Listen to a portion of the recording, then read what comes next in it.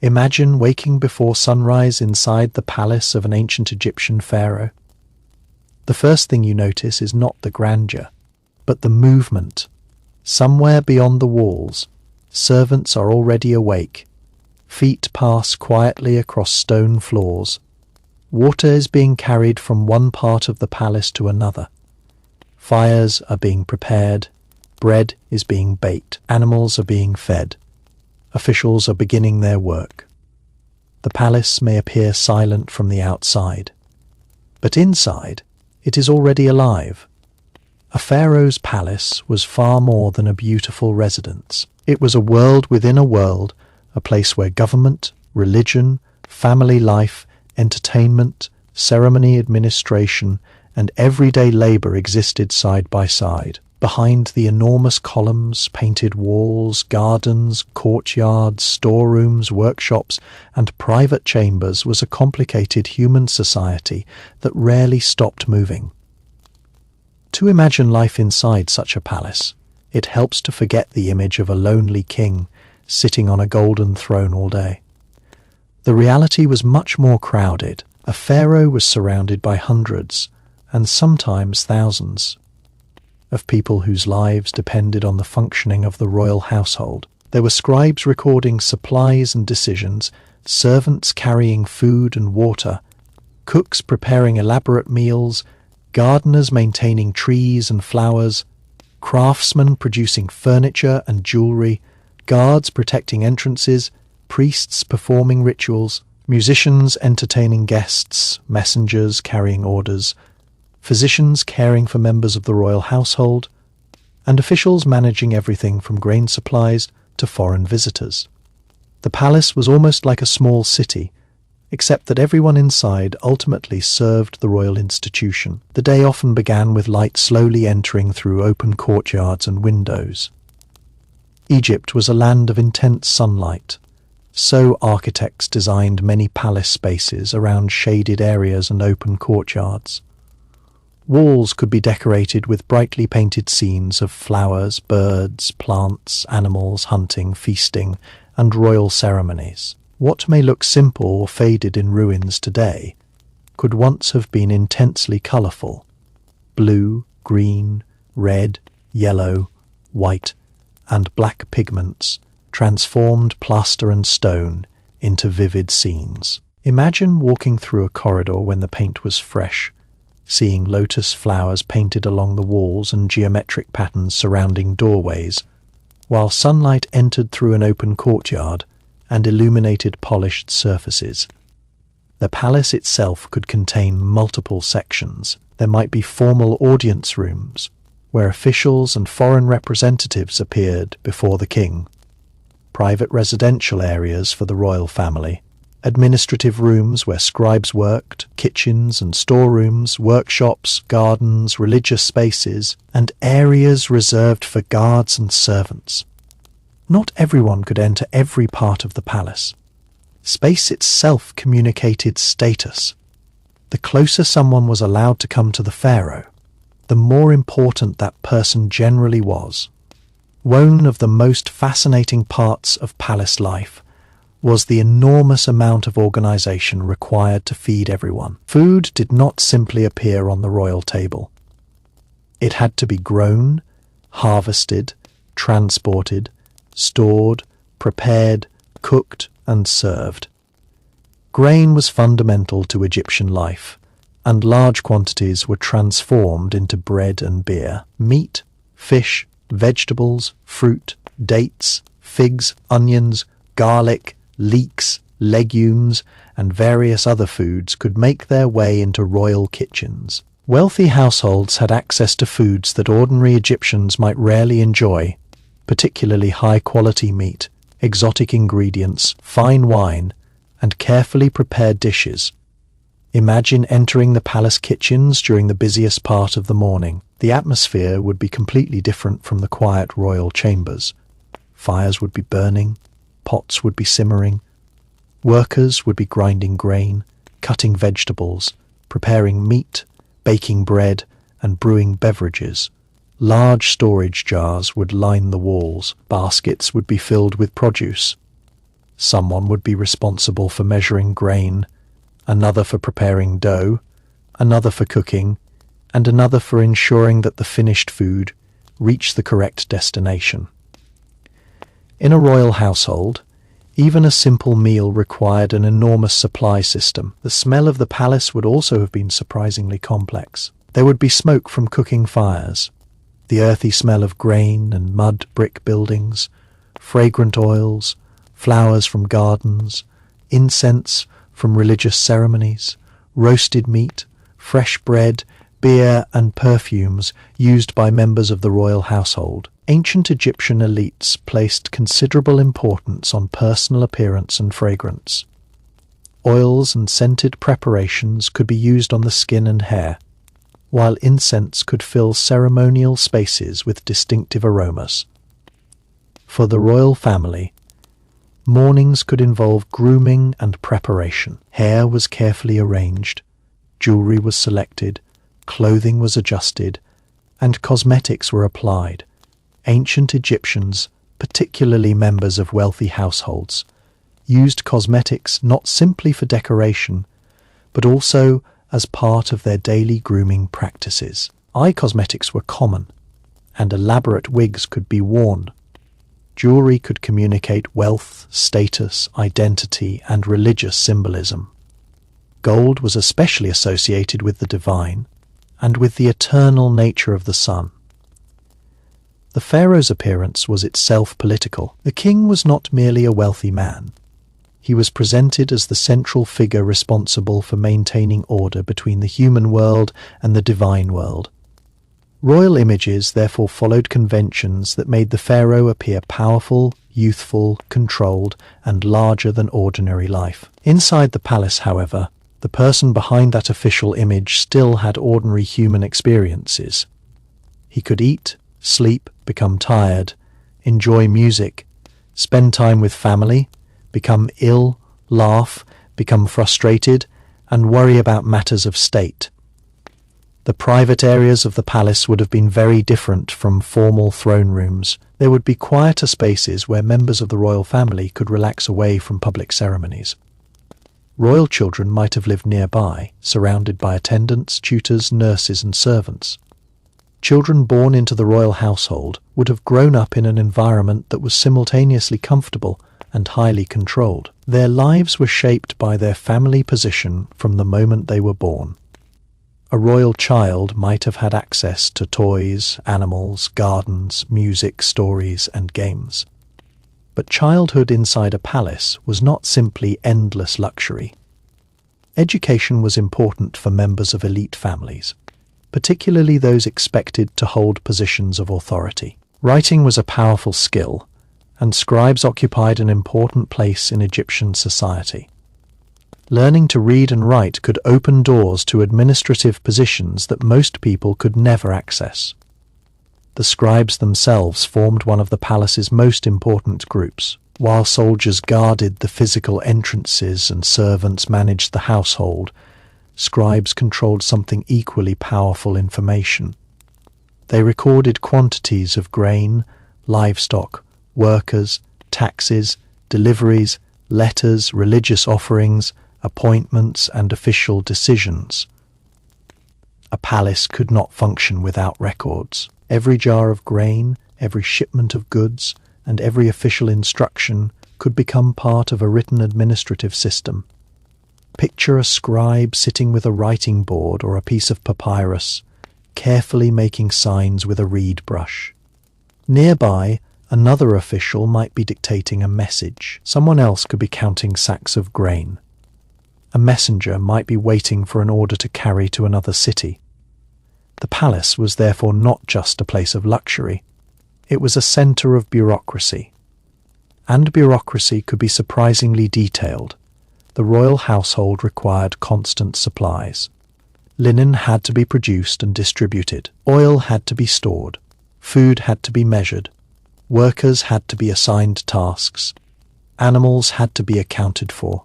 Building materials had to be transported. Religious offerings had to be prepared. Foreign gifts had to be catalogued. Without careful administration, the entire royal machine could slow down. Beyond the administrative rooms were workshops where skilled craftsmen created objects for the royal household. Ancient Egyptian artisans produced furniture, containers, jewelry, weapons, statues, textiles, cosmetic objects, musical instruments, and countless other items. Some workshops may have been located within or close to royal compounds. The sound of craftsmanship would have been part of palace life, stone being shaped, wood being cut, metal being worked, cloth being woven, and beads being assembled. Imagine watching an artisan create an object intended for someone who might be remembered thousands of years later. The craftsman may not have known that his work would survive into the modern world.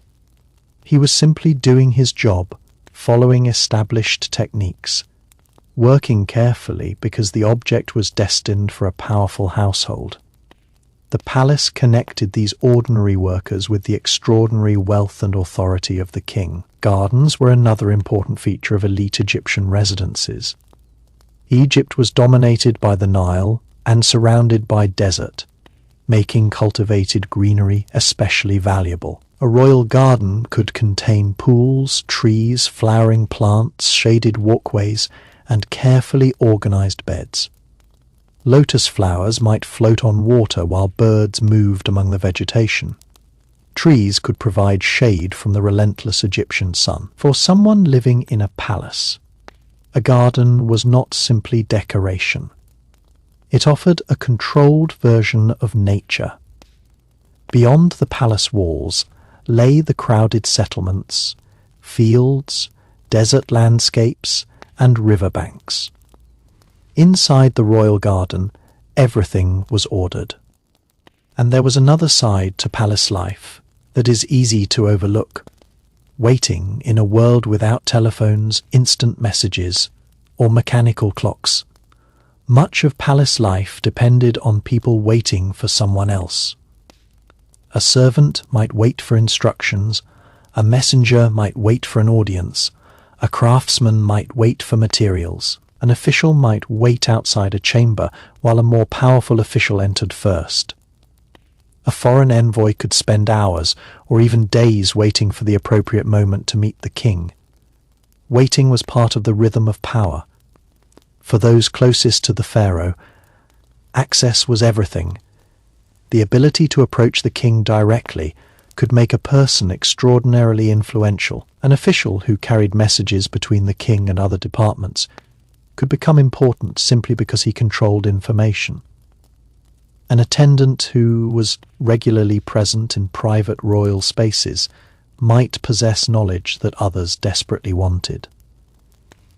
Palace politics did not always require dramatic confrontations. Sometimes influence came from knowing who could enter which room, who could speak to whom, and when the king was available, the architecture itself helped maintain this hierarchy. Large gateways and courtyards could separate different levels of access. A visitor might pass through several spaces before reaching the most important area. Each transition reinforced the idea that the closer one came to the ruler, the more privileged the space became. The journey through the palace was therefore almost a physical demonstration of social rank. Imagine approaching the royal residence as an ordinary official. You enter through a controlled entrance. Guards inspect you. You cross an open courtyard. You wait with other officials. Beyond another doorway is a more restricted area. You notice that people around you become quieter. The decorations become more elaborate. The number of guards increases. Finally, you reach a hall where the king may appear. The building itself has slowly transformed your understanding of the person you are about to meet. This sense of separation was important because the pharaoh's authority depended partly on appearing different from everyone else. The king could not simply behave like an ordinary official. His clothing, crown, symbols, attendants, ceremonies, and surroundings all communicated his unique position. Even when he was physically close to others, the palace reminded everyone that there was a hierarchy between them. Yet the royal family had its own private routines. Behind formal appearances were meals shared with relatives, conversations between parents and children, lessons, personal disagreements, celebrations, and moments of quiet. Royal marriages were often politically important, but they were also personal relationships involving individuals with their own personalities and experiences. Queens could have substantial influence, and some royal women held remarkable positions of authority. Women in the palace performed many different roles. Some were members of the royal family, others were servants, musicians, dancers, textile workers, administrators, nurses, or attendants. Elite women could own property, manage households, and participate in economic life. Royal women could also appear in religious and political contexts depending on the period. The palace was therefore not a world occupied only by men. A queen's apartments could have their own attendants and routines. Hairdressers, dressers, servants, musicians, and other workers might assist members of the royal family. Clothing and jewellery could be carefully prepared for different occasions. A formal appearance before officials required different preparation from a private day within the palace. Perfume and cosmetics played a significant role in elite presentation. Small containers could hold oils, ointments, pigments, or fragrant substances. A servant might prepare cosmetics while another arranged jewellery. Hair could be carefully styled, braided, or supplemented with wigs. These details were not trivial. Appearance communicated status every time a person entered a public space. Even the simplest personal object could reveal something about palace life. A comb tells us that someone cared about their hair. A cosmetic container suggests a grooming routine. A sandal tells us that someone made and repaired footwear. A food vessel reveals what people ate. A writing tool tells us that someone recorded information. Ancient history becomes much more human when viewed through these ordinary objects. The palace also depended heavily on textiles. Linen was essential for clothing, bedding, curtains, and other household needs. Producing fine linen required skilled workers and significant time. Spinning, weaving, bleaching, cutting, sewing, and maintaining cloth created an entire chain of labour. In a royal household, enormous quantities of textile products were needed. Imagine entering a textile area of the palace and hearing the repeated sounds of work. Fibres are being prepared, threads are stretched, looms are operated, finished cloth is folded and sorted. Some pieces are intended for ordinary workers, while finer material is reserved for elite members of the household. A garment that appears simple in a painting could represent many hours of labour. The same was true of furniture. Royal beds, chairs, stools, chests, tables, and ceremonial objects could require skilled woodworking and decorative craftsmanship. Precious materials might be incorporated into elite objects, including gold, ivory, coloured stones, and imported woods. Some furniture was designed not only for practical use, but also to communicate royal magnificence. The pharaoh's throne was especially symbolic. It was not simply a chair. It represented authority. Images and inscriptions could reinforce the connection between the king and the gods, the land, the Nile, and the cosmic order. Sitting upon such a throne was part of a carefully constructed visual language of kingship. But even the most magnificent throne needed ordinary people to maintain it. Someone had to clean it, someone had to move it. Someone had to repair damaged surfaces. Someone had to protect it from careless handling. The more elaborate an object became, the more labour it required. Animals also played an important role in palace life. Horses were particularly significant in later periods, especially in connection with royal chariots and warfare. Cattle, donkeys, birds, dogs, cats, and other animals could be present within elite environments. Some animals were practical, some symbolic, and some were valued as companions. The royal stables could have been busy places. Horses required food, water, grooming, exercise, and specialized care. Chariot equipment had to be maintained. Harnesses needed repair. Drivers and soldiers had to be trained. The king's military image depended not only on weapons, but on an entire support system operating behind the scenes. A royal hunting expedition could also begin inside the palace. Hunting was associated with kingship, strength, and control over dangerous animals and the natural world. Preparations might involve weapons, chariots, horses, food, water, attendants, and guards. When the royal party left, a large logistical operation followed them. The same was true of travel. A pharaoh could not simply walk out of the palace and begin a journey. Moving the royal household required enormous preparation. Boats on the Nile might transport people and supplies. Animals would need provisions. Officials would coordinate routes and destination. Servants would pack clothing, food, furniture, religious objects, and other necessities. The Nile made travel through Egypt possible on a scale that would have been extremely difficult across land. Royal boats could become floating extensions of palace life. A journey along the river could include private rooms, servants, officials, guards, food stores, and ceremonial equipment. From the river, the landscape of Egypt would unfold slowly: fields, villages, temples, palm trees, desert edges, and distant monuments. Back inside the palace, news of the outside world constantly arrived. Farmers depended on the annual rhythm of the Nile.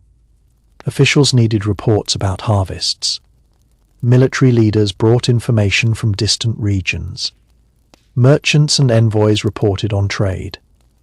The palace was therefore connected to nearly every part of the kingdom. A single failed harvest could become a palace concern. If grain supplies fell, officials needed to respond. If floods were unusual, agricultural plans could be affected. If a foreign kingdom became hostile, military preparations might begin. The palace might look insulated from ordinary life, but its decisions depended heavily on what was happening beyond its walls. Food storage was therefore one of the most important aspects of palace administration.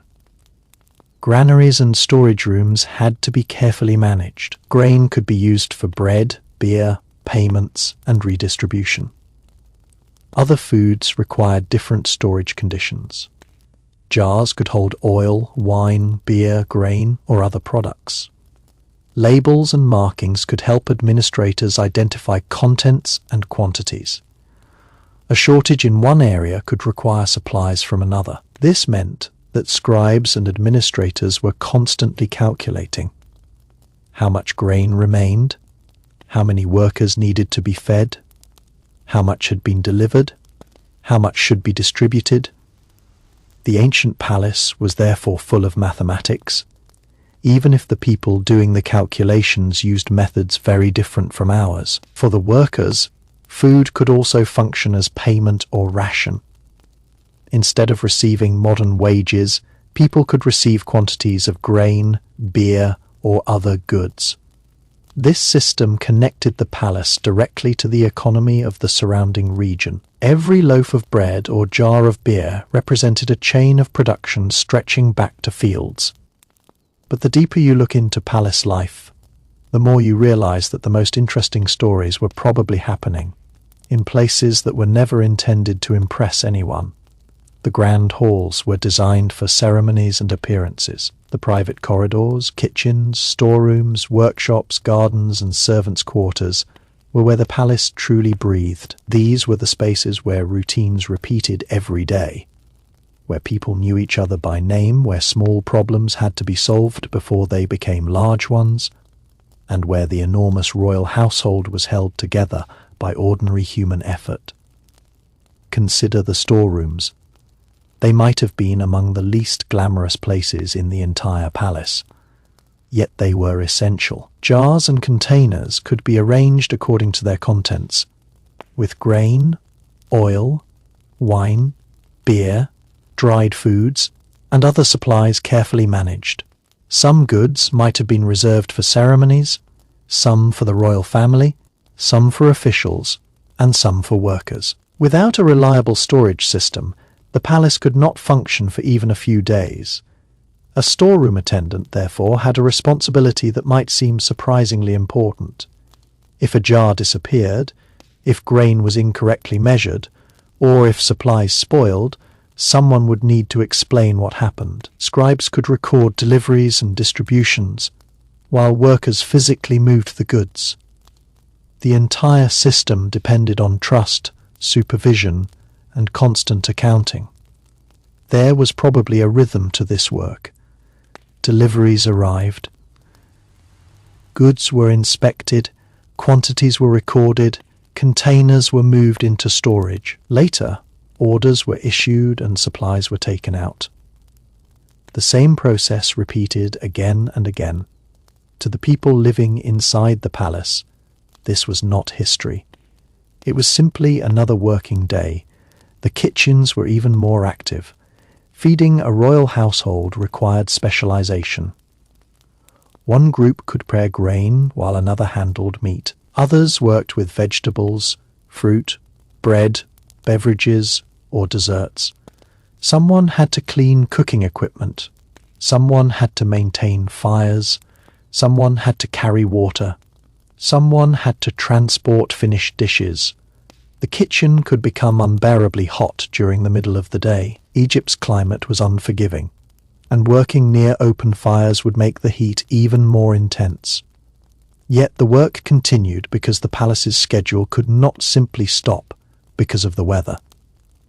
A royal meal might begin hours before the pharaoh actually sat down to eat. Ingredients had to be selected, prepared, cooked, arranged, and transported. The presentation mattered. Food could communicate wealth just as clearly as gold or architecture. Abundance itself was a statement of royal power. The people serving the meal also had to understand the rules of the household. Who was served first? Where should a dish be placed? Which official could approach the royal table? How should drinks be delivered? These details were part of the invisible choreography of palace life. One mistake could be embarrassing.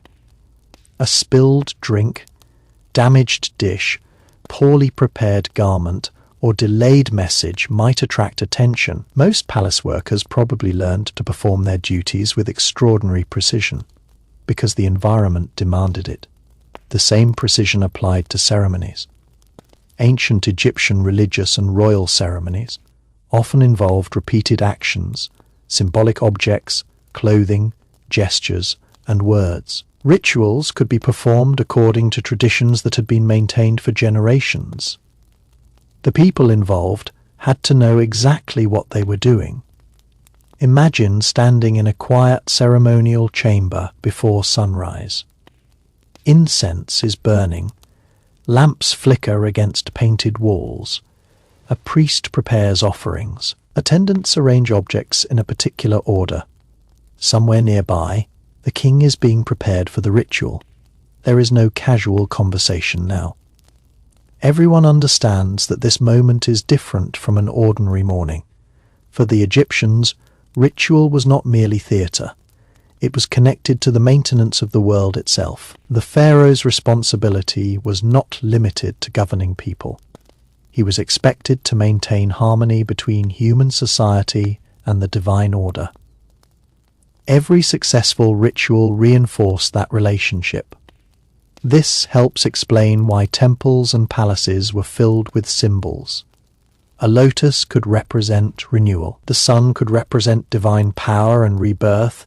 Animals could represent particular gods or qualities.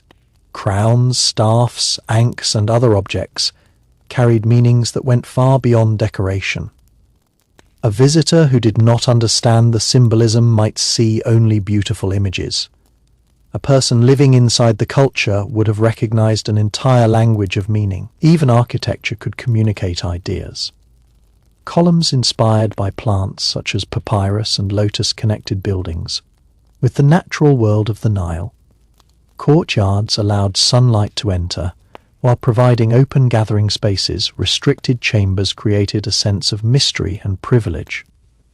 Massive entrances communicated strength. The palace was therefore designed to affect emotions as well as provide shelter. A visitor approaching it might feel small. An official entering a throne room might feel nervous. A royal family member might feel protected. A servant might feel the pressure of responsibility, or an envoy might feel the enormous power of the kingdom he had entered. Architecture became a tool of communication. But behind this carefully designed image, there was also messiness. People argued, children misbehaved, workers became tired, supplies were misplaced, animals made noise, fires produced smoke, food spoiled, buildings required repair. Even a royal palace could never escape the ordinary problems of human life. Imagine a servant carrying a tray through a crowded corridor. While several officials are moving in the opposite direction, someone bumps into him. A cup nearly falls. He catches it at the last moment. Nobody outside the palace would ever know about this tiny event. But such moments must have happened constantly. The palace was a complicated workplace, and complicated workplaces produce complicated relationships. Workers would have formed friendships. Some probably disliked each other. Experienced employees could teach younger workers. Certain supervisors might have developed reputations for being reliable, lazy, skilled, careless, generous, or difficult. There would have been gossip too. Human beings have always talked about other human beings.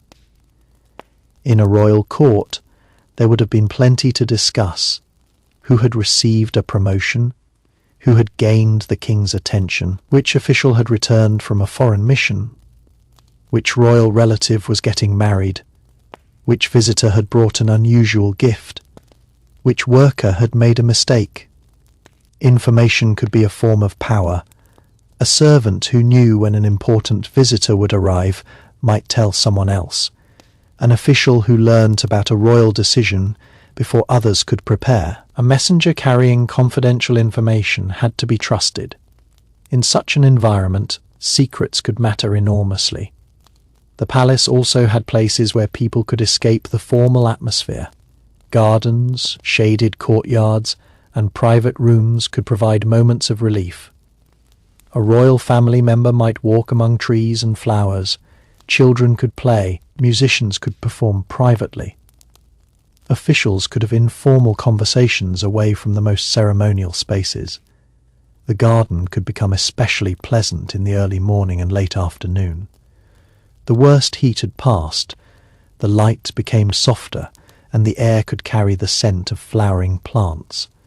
Pools reflected the sky. Birds moved among the trees. The contrast with the desert beyond Egypt's cultivated land would have made these gardens feel precious. Water was not only practical but emotional. In a landscape where the desert was always close, a pool surrounded by greenery could represent life itself. The palace garden was a carefully controlled reminder of the abundance created by the Nile. The Nile was the foundation of everything. Every loaf of bread, every jar of beer, every basket of vegetables, every piece of linen, and every living tree inside the palace ultimately depended on the river and the agricultural system it supported. The royal household therefore had an intimate connection to the river, even when its members were sitting inside magnificent buildings. Boats arriving along the river could bring food, stone, timber, pottery, animals, wine, metals, and other goods. Royal officials could travel by boat. Messengers could move quickly along the water. Ceremonial journeys could follow the Nile. The river also created a constant visual connection to the wider kingdom. From certain palace locations, people could look out and see boats moving through the landscape. Farmers worked nearby. Children played along the banks. Fishermen cast nets. The palace was not isolated from Egypt. It was positioned within the living landscape that sustained it. Foreign materials reveal another side of palace life. Egypt traded and interacted with distant regions, bringing in products that were difficult or impossible to obtain locally: exotic woods, precious stones, metals, luxury goods, and animals could enter the royal world through trade, diplomacy, conquest, or gift exchange. To a palace resident, an unfamiliar object from a distant land might be fascinating. A craftsman might study foreign materials. A royal child might be fascinated by an exotic animal. An official might inspect a shipment and record its contents. The palace was therefore also a place where different cultures could meet. Foreign envoys did not always arrive as friends. Diplomacy could be complicated. Alliances might be negotiated through marriage. The palace became even more fascinating when you imagined it not during a grand ceremony, but during an ordinary afternoon when nothing particularly important was happening. The pharaoh might be resting in a shaded chamber. An official could be reviewing accounts. Servants might be carrying baskets between buildings.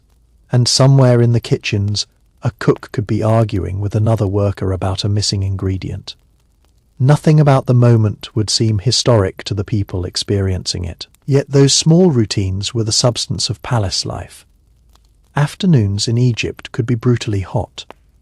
The strongest sunlight made open courtyards almost unbearable, and shaded rooms became valuable spaces. Thick walls could help keep interiors cooler, while covered walkways and carefully positioned buildings provided relief from the sun. People adjusted their activities around the heat whenever possible. The palace would therefore change rhythm as the day progressed. The intense morning activity might gradually become slower.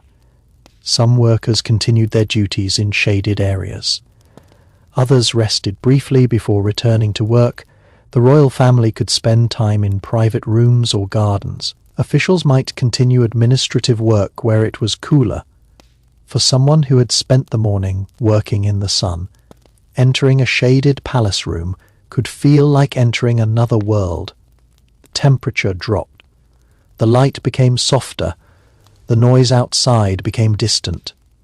Cool stone or plaster walls surrounded the room. A servant might bring water or a drink, and for a few minutes the heat could be forgotten.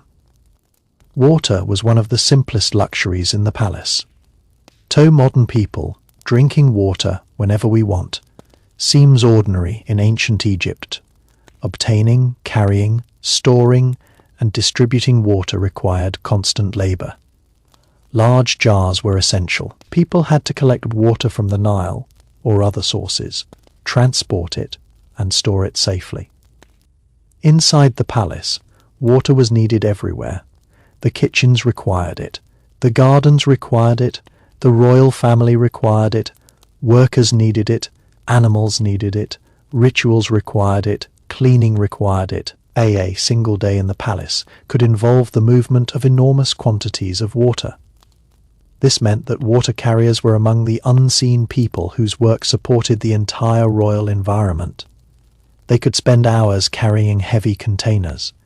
Their work was physically demanding and repetitive, but without them, palace life would quickly become impossible. The same was true of cleaners. A royal residence had to look perfect when important visitors arrived. But keeping such a large, complex clean required constant work. Floors accumulated dust. Food preparation created waste gardens, produced leaves and debris. Animals created mess. Lamps produced soot. Textiles needed cleaning. Simone had to remove all of it. The more impressive the palace appeared to a visitor, the more invisible labor had probably gone into maintaining that appearance. Even walls required maintenance. Painted surfaces could fade, crack, or become dirty. Decorative elements might need repair. Roofs could leak. Doors could become damaged. Furniture could break. Craftsmen were therefore not only creators but repairers. A broken chair did not simply disappear. Simone repaired it. A damaged vessel was replaced. A torn textile was stitched. a chipped decorative object was restored. The palace was constantly being renewed. This was particularly important because ancient Egyptian culture placed enormous value on preserving order. Disorder was not merely inconvenient. It could be associated with instability and danger. The ideal royal world was one in which everything had its proper place. This idea extended into daily routines. Objects were organized. People had assigned roles. Ceremonies followed patterns. Food was distributed according to status. Visitors followed protocols. The king appeared at specific times. The palace itself was a carefully managed expression of order. But human beings rarely fit perfectly into systems. People made mistakes. People disobeyed. People became jealous. People fell in love with the wrong person. People wanted more power. People became angry. People sometimes tried to take advantage of their position. This created the possibility of intrigue. Royal courts throughout history have been places where private relationships could influence public events. And ancient Egypt was no exception. A person who gained the trust of a powerful official could suddenly become important. A family connection could open opportunities. A successful marriage could change social status. The palace was therefore a place where relationships mattered. Imagine two officials meeting privately in a shaded courtyard. They speak quietly because they do not want everyone nearby to hear. One has received a promotion. The other believes he deserved it. Their conversation begins politely but becomes tense. No monument would record this moment. No historian would know their names, but this kind of interaction may have been happening constantly. The palace contained human emotions just like any other community. Friendship could provide support, rivalry could create tension, loyalty could create stability, jealousy could cause conflict, favor could change careers, and fear could keep people silent. The pharaoh's inner circle would have been particularly important. Those closest to the king could have enormous influence because they controlled access to him. In a world where information traveled slowly, being physically close to the ruler was a major advantage. An official might spend years trying to earn that privilege. A servant who served the royal family closely could become highly trusted. A military leader might gain influence through victories. A priest might become powerful through religious authority. The palace was therefore full of people competing quietly for recognition. Yet not everyone wanted political power. Many people simply wanted a stable life. A worker might have been more concerned about feeding his family than about palace politics. A craftsman might have wanted enough work to support his household. A servant might have hoped to maintain his position. A gardener might simply have wanted his plants to survive the heat. This reminds us that the palace contained different worlds simultaneously. For the pharaoh, it was the center of a kingdom. For an official, it was a workplace. For a servant, it was a job. For a child, it was a playground. For a craftsman, it was a workshop. For a guard, it was a security post. For a priest, it was part of a sacred environment. For a royal family member, it was home. The same building meant something completely different to each person. Children would have experienced the palace in a particularly interesting way. To them, enormous courtyards and gardens were not symbols of political power.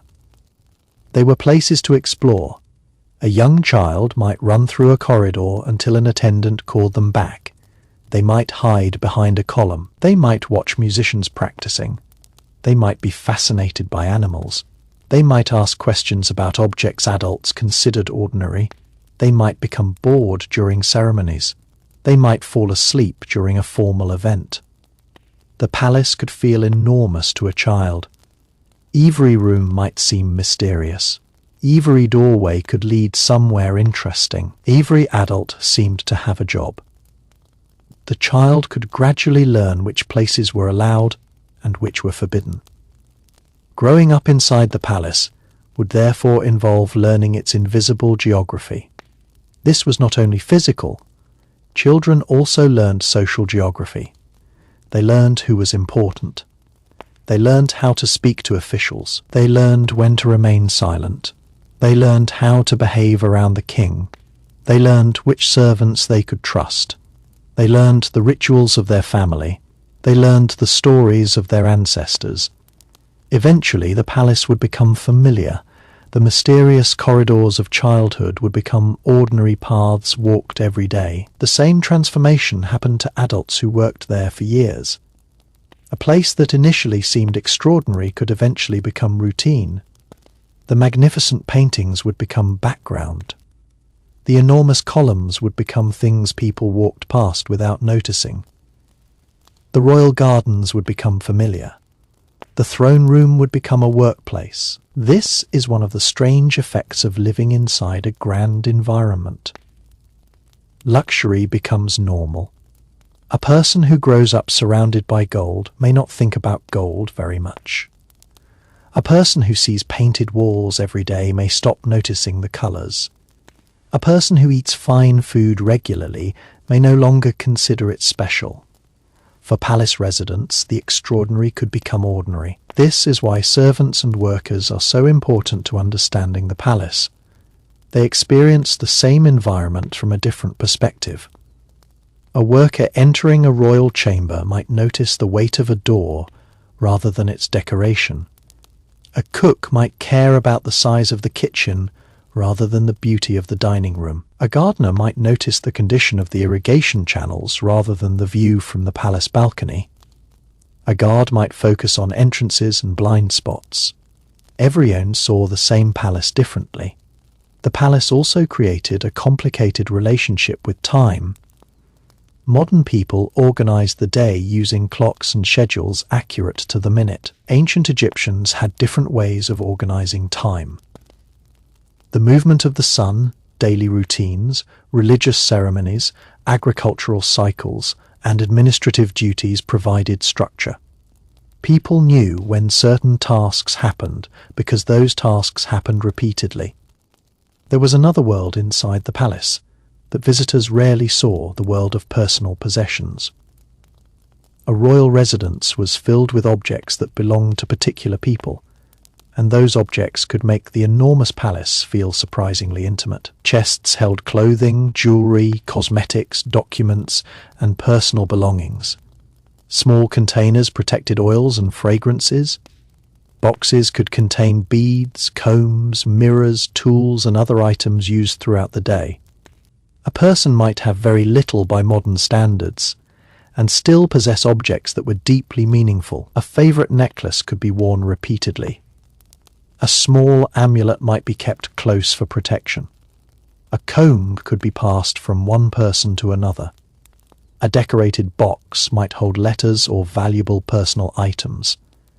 These possessions gave private identity to people living inside a highly structured environment. For the royal family, personal belongings could be extraordinarily elaborate. Jewelry might be made with gold and coloured stones. Clothing could be finely woven. Furniture could be decorated with intricate patterns. Yet even among such wealth, people would have had favourites. One object might be treasured because it came from a parent. Another might be connected to a memorable ceremony. A simple object could sometimes have greater emotional value than an expensive one. The palace therefore contained two kinds of wealth: the wealth that was meant to be seen and the wealth that was meaningful only to its owner. The public wealth was displayed in throne rooms, ceremonies, jewelry, statues, and architecture. Private wealth existed in bedrooms, chests, gardens, and personal spaces.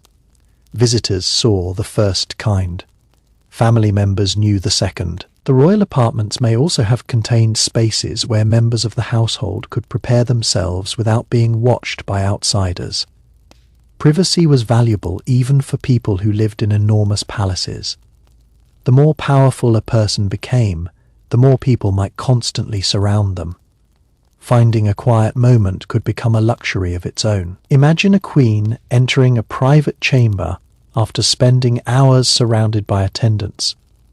The door closes. The voices outside become quieter. For a short time, she is alone. The room contains familiar objects, perhaps a chair, a chest, cosmetics, jewelry, clothing, and a small table. Nothing dramatic is happening. She simply has a few minutes of privacy. These moments are rarely represented in monuments because ancient art favored idealized scenes rather than ordinary private experiences. Yet they must have existed. The same was true for the pharaoh, a king surrounded by officials, priests, guards, and servants could probably experience a strange form of loneliness. Everyone around him had a role. Some wanted favors, some needed decisions, some were required to obey. Genuine friendship could be difficult to distinguish from loyalty to the position. The person sitting on the throne was therefore surrounded by people, and yet could still be isolated. This was one of the hidden costs of absolute authority. Every conversation could have consequences. Every visitor might want something. Every official could have an agenda. Even members of the royal family were connected to questions of inheritance and succession. The palace was a place where trust mattered enormously. The people closest to the pharaoh needed to be dependable. Attendants who entered private areas could know sensitive information. Scribes could read confidential correspondence. Physicians could know about royal health.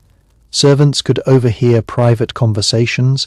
Guards could control access. The palace therefore depended on networks of personal trust that were almost impossible to see from the outside. A king might trust one official more than another. A queen might rely on a particular attendant. A child might become especially attached to a nurse. A craftsman might work closely with a royal workshop supervisor. These relationships could last for years. They could also change suddenly. A new ruler might favor different officials. A political disagreement could destroy a career. A family dispute could alter someone's position.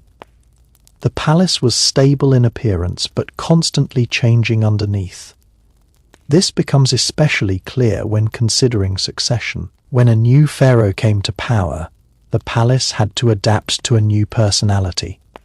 The new ruler might change officials, priorities, religious policies, building projects, or household arrangements.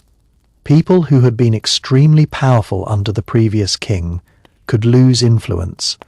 Others could suddenly rise. A young official who had been relatively unknown might become important because the new ruler trusted him. A military commander might receive new responsibilities. A priest might gain influence through a change in religious policy. A royal relative might become more prominent. The palace was therefore a place where fortunes could change quickly. For ambitious people, this could be exciting. For others, it could be terrifying. The safest strategy might have been to remain loyal, useful, and unnoticed. But remaining unnoticed was not always possible. A talented craftsman could attract royal attention. A successful official could become famous. A beautiful musician could receive special favor. A skilled physician could become indispensable. A trusted servant could gain access to spaces others could not enter. The palace rewarded usefulness, but usefulness could bring attention, and attention could bring both opportunity and danger. There was also a subtle competition in appearance. Court, people wanted to look respectable. Clothing needed to be clean. Hair needed to be arranged. Jewelry had to be appropriate. Officials wanted to display their rank without appearing disrespectful to the king. Visitors needed to understand the expected behavior. The palace therefore created a kind of social theatre. People performed their positions. A high official walked differently from a servant.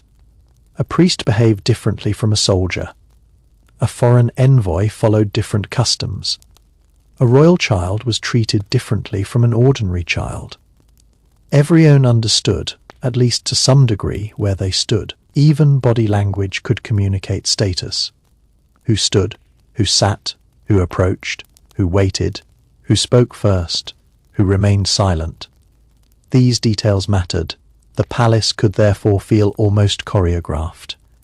Yet beneath the choreography, there was constant improvisation. Someone was always late. Something was always missing. A delivery was delayed. A visitor arrived unexpectedly. A child became sick. A horse became injured. A piece of equipment broke.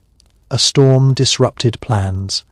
A messenger arrived with unexpected news. The palace had to respond. This is where experienced servants and administrators became valuable.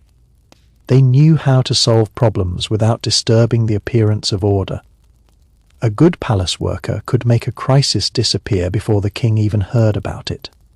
That was perhaps one of the most important skills in royal service. The best workers were invisible. If everything went smoothly, nobody noticed them. If something went wrong, everyone noticed. A kitchen supervisor might prevent a food shortage by arranging an emergency delivery. A gardener might repair an irrigation channel before the plant suffered. A guard might identify a suspicious visitor before they reached a restricted area. A scribe might catch an accounting error before supplies were misallocated. Their success was measured by the absence of problems. This is one reason ancient palace life can be difficult to reconstruct. The system worked precisely because so much of the work was invisible. We have records of kings because kings wanted their achievements remembered. We have inscriptions about victories because victories were worth celebrating. We have monuments because monuments were intended to survive. But the ordinary worker who quietly solved problems often left almost nothing behind. Their contribution disappeared with them. That makes the surviving evidence even more precious. Simple tool found near a palace can remind us that someone once used it every day. A worn stone surface can reveal repeated movement. A damaged staircase can show where people frequently walked. A storage jar can reveal the scale of consumption. A workshop area can show where craftsmen work. Archaeology can sometimes recover the traces of routines that written history ignored. And the more evidence we uncover, the more complicated the picture becomes. The palace was not simply a place where rich people lived. It was a massive institution that required specialists. There were people who understood plants, people who understood animals, people who understood medicine, people who understood writing, people who understood architecture, people who understood metals, people who understood textiles, people who understood food, people who understood religion, people who understood warfare. The palace gathered specialized knowledge into one place. That made it one of the most intellectually active environments in the kingdom. A royal architect might work on buildings that required mathematical planning. A physician might treat unusual injuries. A scribe might manage complicated accounts. A priest might study calendars and religious traditions. A military official might plan campaigns. A craftsman might experiment with materials. Knowledge circulated through the palace. One person's work affected another. The architect needed craftsmen. The craftsman needed materials. The materials required transport. Transport required officials. Officials required records. Records required scribes. Scribes required writing materials, and all of them required food and water. The royal palace also had another rhythm that was easy to miss from the outside. The rhythm of preparation. Almost everything important that happened in the palace required preparation long before anyone saw the final result. A ceremony that lasted only a few minutes could require hours of work. A royal meal could begin before sunrise. A formal visit could involve even a simple appearance by the pharaoh required clothing, attendants, guards, officials, and ceremonial objects to be ready at exactly the right time. This meant that palace workers lived partly in the future. They were constantly preparing for what was about to happen. If a delegation was expected, someone checked the entrance. If a banquet was planned, the kitchen increased production. If a religious ritual was scheduled, priests prepared offerings. If the king was traveling, boats and supplies were arranged. If a celebration was approaching, musicians rehearsed. If an important visitor was arriving, rooms were cleaned and decorated.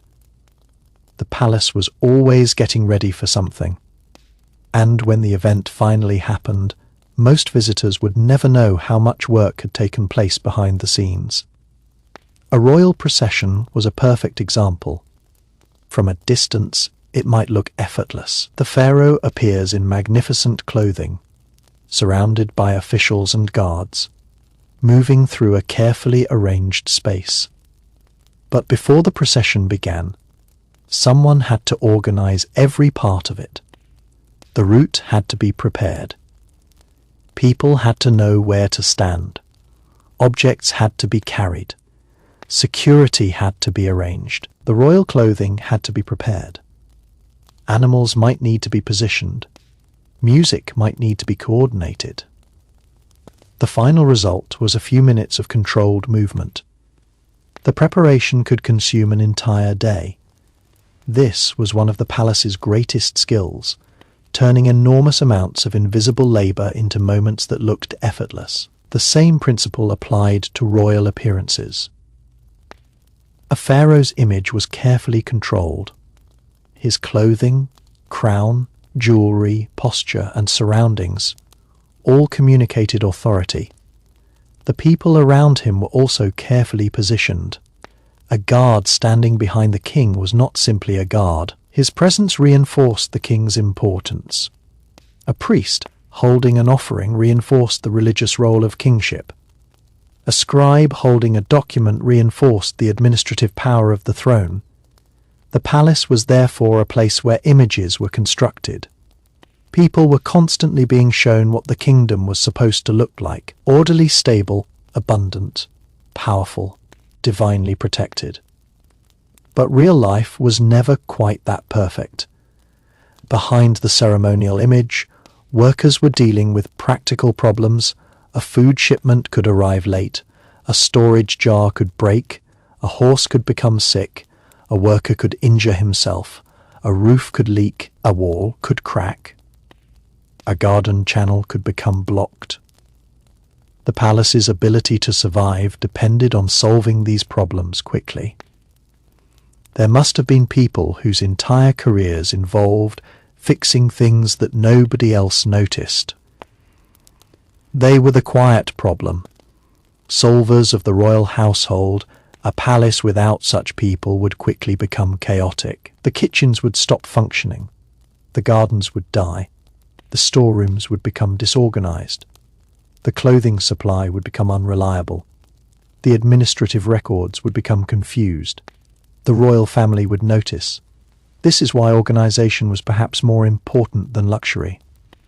Luxury could impress a visitor for an afternoon. Organization allowed the palace to function for decades. The ancient Egyptians understood the value of order deeply.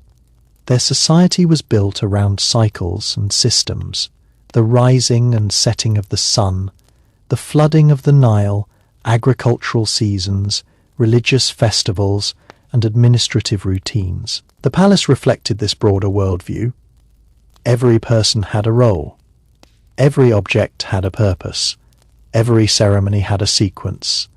Every season brought different responsibilities. The palace was a miniature version of the larger kingdom, and the king was expected to stand at its center as the guardian of order. This was why the pharaoh's duties could be overwhelming. The king was not simply a ruler who made political decisions. He was also a symbolic figure whose actions were connected to religion, agriculture, military strength, justice, and the stability of society. Even if many practical decisions were delegated to officials, the pharaoh remained the ultimate symbol of authority. A successful king needed capable administrators. A weak administration could create problems that eventually reached the throne. A shortage of grain might begin in the countryside, but become a royal concern. A military defeat could damage the king's reputation. A religious dispute could affect political stability. A succession problem could create uncertainty throughout the palace. The royal household was therefore constantly balancing many different pressures. This made the pharaoh's private life unusual. A modern person can sometimes leave work behind at the end of the day. The pharaoh could not. His identity and his job were inseparable. There was no moment when he could completely stop being king. Even his family relationships could have political consequences. A marriage might strengthen an alliance. A royal child might become a potential successor. A queen might have influence over court politics. A family disagreement could become a political problem. The palace blurred the boundary between personal and public life. Imagine being born into such a family. From childhood, you would know that your family was different. People bowed or showed respect to your relatives. Servants were always nearby. Your clothing was prepared by someone else. Your meals were prepared by others. Your education was carefully planned. You could never completely forget that your family's position mattered. Even friendship could be complicated. Was someone your friend because they liked you or because you were royal? Would a servant tell you the truth or simply tell you what you wanted to hear? Would an official disagree with you honestly or agree because your father was king? The palace could be filled with people and still make genuine relationships difficult. This may have been particularly challenging for royal children. A young prince might grow up surrounded by people who obeyed him. That could create confidence, but it could also create isolation. A young princess might receive extraordinary attention, but have little freedom. Every decision could be made by adults. Where she went, who she met, what she wore, whom she married, what role she would eventually play. The palace offered comfort, but comfort did not always mean freedom. This is another important difference between luxury and happiness. A person could have the finest clothing in Egypt and still feel trapped. A person could live in a magnificent room and still miss someone. A person could eat the best food and still be worried. A person could be surrounded by servants and still feel lonely.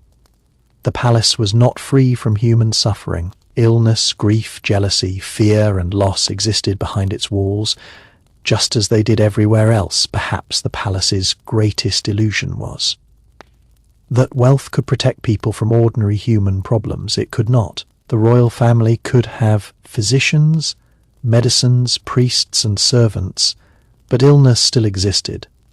They could have guards, but danger still existed. They could have wealth, but death still existed. They could build enormous monuments, but time still existed. This awareness of death was deeply connected to ancient Egyptian culture. The Egyptians invested enormous effort in preparing for the afterlife. Royal burial traditions were among the most elaborate expressions of this belief.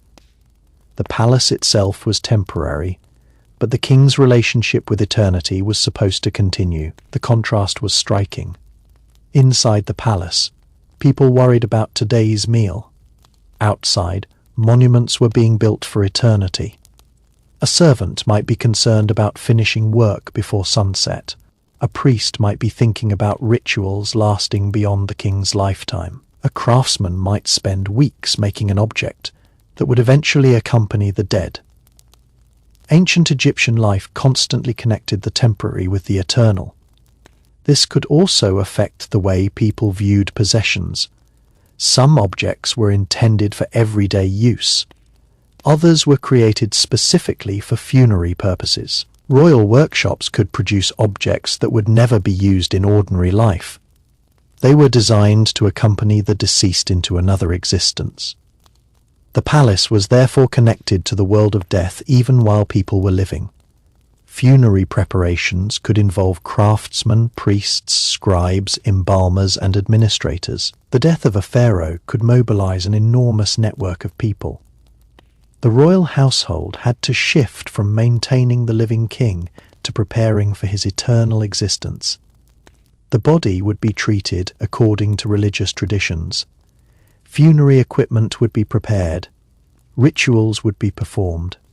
A successor would take power. The palace would mourn and reorganize. Life and death were closely connected. For the ordinary worker, however, life had to continue. Even after a king died, someone still needed to prepare food.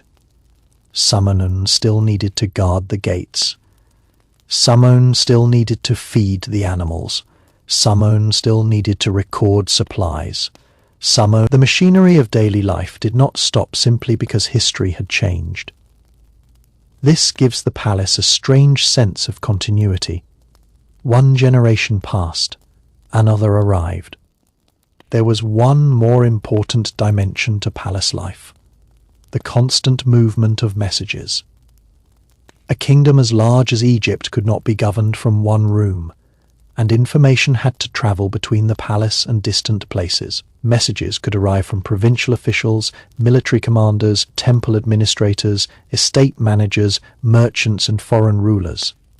The palace was therefore a place where information arrived continuously, and someone always had to decide what to do with it. A messenger approaching the palace might have travelled for days. His clothing could be dusty from the journey, and he might carry a sealed letter or verbal instructions. Before reaching the pharaoh, he would likely encounter officials who examined the message and determined how urgently it needed attention. Some messages could wait, others could not. Imagine an ordinary morning suddenly interrupted by a messenger from a distant border. The atmosphere in an administrative room changes. A scribe opens his writing materials. An official asks questions. Another person is sent to find a military commander. The message may concern supplies, a dispute, a military movement, or a foreign ruler. Within minutes, something that began hundreds of miles away has entered the center of royal decision making. The palace was therefore connected to distant places through a chain of people. A farmer could produce grain, a local official could collect it, a boatman could transport it, a scribe could record it, a palace administrator could receive it, a cook could prepare it, a royal servant could place the finished food before the king. The pharaoh might see only the final loaf of bread. Behind that loaf was an entire world. The same was true of a piece of linen somewhere. Plants had been cultivated, fibers had been processed, threads had been prepared, cloth had been woven, workers had inspected it, someone had transported it, someone had stored it, someone had measured it, someone had cut it, someone had turned it into clothing. Someone had finally dressed the royal family. The palace transformed the labor of thousands into the comfort of a few. This was one of the defining features of royal life. The pharaoh could wake in a carefully prepared room without ever seeing the people who had prepared it. A fresh garment appeared. Food arrived. Water was available. The garden looked beautiful. The rooms were clean. The work disappeared. Only the result remained visible. This invisibility may have been one of the greatest privileges of being royal. Ordinary people constantly thought about the work required to obtain necessities. The palace could make necessities appear almost magically, but nothing about it was magical. Someone had carried the water. Someone had grown the grain. Someone had baked the bread. Someone had woven the cloth. Someone had cleaned the room. Someone had repaired the furniture. Someone had protected the building. Someone had kept the records. The palace's apparent ease was built on extraordinary organization. And this organization extended into waste.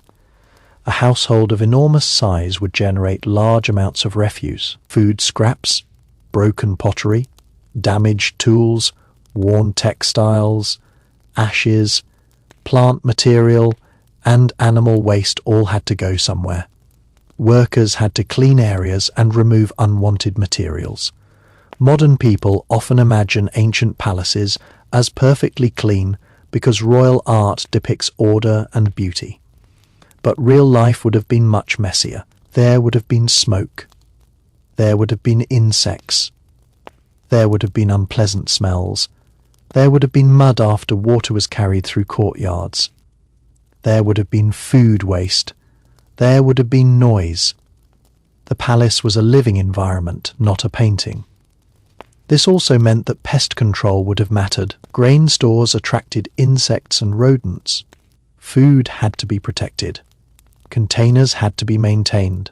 Storerooms had to be monitored. Animals could create additional problems. The people responsible for maintaining food supplies therefore had to understand practical storage. A jar might need to be sealed. A granary needed protection. A particular food might need to be dried. Another might be stored in a different container. The knowledge was practical, learned through experience and passed between generations. The palace could also have its own medical concerns. Crowded households create opportunities for illness to spread. Workers shared spaces, handled food, cared for animals, and travelled between different parts of the complex. The royal household had access to specialists, but no ancient society had modern medicine. A minor injury could become serious. An infection could become dangerous. A fever could create fear. A sick royal family member could cause enormous concern. The palace might respond with remedies, physicians, religious rituals, protective amulets, dietary changes, and rest. Ancient Egyptian medicine combined practical observation with religious beliefs. People did not necessarily see a contradiction between treating a physical problem and appealing to divine protection. The physical and spiritual worlds were interconnected. For someone inside the palace, illness could therefore become both a medical and spiritual event. A physician might examine the patient, a remedy might be prepared, a priest could perform a ritual. An amulet might be placed nearby, family members might pray. The goal was recovery through every available means. The same combination of practical and religious thinking appeared throughout palace life. When crops grew, the event was agricultural and religious. When the Nile flooded, it was environmental and symbolic. When a king was crowned, it was political and sacred. When a royal child was born, it was a family event and potentially a political event. Ancient Egyptian life did not divide these categories as sharply as modern societies often do. The palace existed at the intersection of all of them. Birth itself could be a major palace event. The arrival of a royal child could affect the future of the dynasty. Nurses, attendants, physicians, and family members would become involved. The child's survival mattered not only emotionally but politically. A royal birth could bring celebration. Music might be performed. Food could be prepared. Gifts could be presented. Announcements could travel beyond the palace. The child would enter a world already filled with expectations. From the beginning, their identity would be connected to the royal family. Their future could involve marriage, religious roles, administration, or succession. But before any of that, they were simply a child. They needed to be fed. They needed to sleep. They needed to be comforted. They could become frightened. They could cry. They could laugh. They could become fascinated by small things. A royal nursery would therefore contain some of the most ordinary experiences inside the palace. Adults might discuss succession in one room while a child was learning to walk in another. A military commander could be preparing for war while a young prince was playing with an animal. A priest could be performing a serious ritual while children were trying to get someone's attention nearby. The palace contained multiple realities simultaneously. This is perhaps why it is misleading to think of ancient royal life as one continuous sequence of grand events. Most of the time, nothing extraordinary was happening. People were simply living. The king might spend an afternoon reviewing routine matters. The queen might spend time with family, workers might complete their usual tasks. Officials might check records. The palace would operate as usual. History tends to remember moments when everything changed. Daily life was made of moments when nothing changed. And those ordinary moments were probably what most people remembered. The smell of a familiar, the sound of a particular servant's footsteps, the shade beneath a particular tree, the location of a favorite room, the voice of a family member, the taste of a familiar dish, the view of the Nile at sunset. These were the details that made the palace home. For the pharaoh, even familiar spaces could carry memories. A particular garden might remind him of his childhood. A room could be associated with a parent. A piece of furniture might have belonged to a predecessor. A ceremonial object could have been used by previous kings. The palace therefore contained layers of family memory. Royal families lived surrounded by their ancestors. Statues, names, monuments, inscriptions, and inherited objects constantly reminded them of those who had ruled before. This could reinforce legitimacy. The new king was not simply an individual. He was part of a dynasty. He inherited responsibilities from previous generations. He was expected to continue traditions, but the weight of ancestry could also create pressure. A new pharaoh had to prove himself worthy. He had to demonstrate strength. He had to maintain order. He had to honor the gods. He had to protect Egypt. He had to build or restore monuments. He had to secure the dynasty's future. The palace was therefore filled with reminders of expectations. Even decoration could communicate these ideas. A wall showing the king defeating enemies reinforced military strength. A religious scene reinforced divine approval. A hunting scene showed control over dangerous nature. A garden represented abundance. A throne room represented authority. The entire environment reinforced the image of a ruler who was powerful and capable. But the private person behind the image could have doubts. Every ruler faces uncertainty. Will the harvest be sufficient? Will the army succeed? Will the borders remain secure? There was also a quieter side to palace life that existed between the major events, and it was probably the side most people experienced most often: routine. The palace had schedules, habits, repeated tasks, and familiar places. A person who worked there for years could probably predict much of the day without needing anyone to tell them what came next. The morning deliveries arrived around familiar times. Certain officials appeared in the same areas. Kitchen workers knew when particular meals had to be ready. Gardeners knew which parts of the grounds needed attention. Guards knew when their shifts would change. The palace had a rhythm that became almost instinctive. This familiarity could make the enormous residence feel surprisingly ordinary to the people who lived and worked there. A corridor that seemed magnificent to a modern visitor might have been nothing more than a shortcut to a servant carrying a basket. A beautifully decorated column might have been something a worker passed hundreds of times without looking at. A royal garden that seems extraordinary today could have been simply the place where someone spent the afternoon pulling weeds. The human mind adapts quickly to its surroundings. What is astonishing at first eventually becomes familiar. A newly arrived servant might spend the first few days staring at the decorated walls, enormous courtyards, and royal objects. After several months, those things might become background. The servant would know where to go, whom to ask, and which route was fastest. The palace would become a workplace rather than a wonder. This is an important distinction because ancient royal residences were not museums. They were practical spaces. Rooms had purposes. Courtyards were used for movement. Storerooms were filled with supplies. Kitchens were designed for production. Workshops were designed for work. Residential areas were designed for living. Beauty existed alongside practicality. A beautifully painted wall still needed to protect a room. A decorated vessel still needed to hold something. A finely crafted chair still needed to support someone. A garden still needed to produce shade, food, fragrance, or pleasure.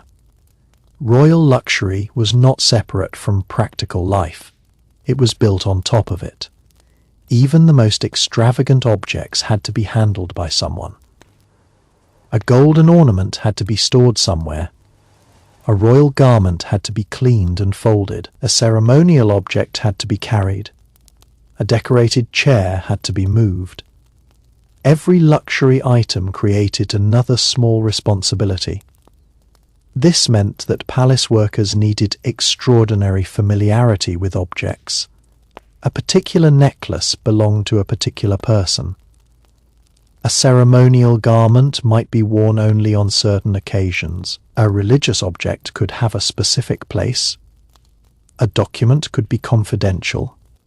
A valuable material might need to be locked away. The person responsible for such objects could not simply treat them casually. The palace was filled with rules about handling things. This created another kind of invisible hierarchy. Some workers had access to objects that others could never touch. A servant working in a kitchen might never enter a royal jewelry room. A gardener might never approach the king's private chambers. A craftsman might be permitted into a workshop, but not into restricted residential areas. Access was itself a privilege. The palace could therefore be understood as a series of invisible circles. At the outer edge were people who supplied goods or arrived as visitors. Further inside were workers and administrators. Closer to the center were senior officials and trusted attendants. Beyond them were the royal family and the most restricted rooms. At the center was the Pharaoh. The closer someone came to the center, the greater the trust involved. This system also meant that a person could gain status by moving inward. A young worker might begin in a basic position over time. If they proved reliable, they might receive more responsibility. Eventually, they could become a supervisor. Perhaps they might be allowed into more restricted spaces. A successful career could therefore literally change where a person was permitted to walk. The palace was a physical map of social status. A doorway could represent a promotion. A restricted courtyard could represent trust. A position beside the king could represent enormous influence. A change in job could change a person's entire experience of the building. This would have been especially visible during formal ceremonies. People stood according to rank. Officials appeared in particular positions. Servants waited at the edges. Guards controlled movement. The royal family occupied privileged spaces. Every person knew that the arrangement mattered. And yet, outside ceremonies, people could interact more naturally. A senior official might speak privately with a servant. A craftsman might joke with an apprentice. A gardener might talk with a kitchen worker. A child might wander into an area where adults were working. The palace contained formal hierarchy and informal community at the same time.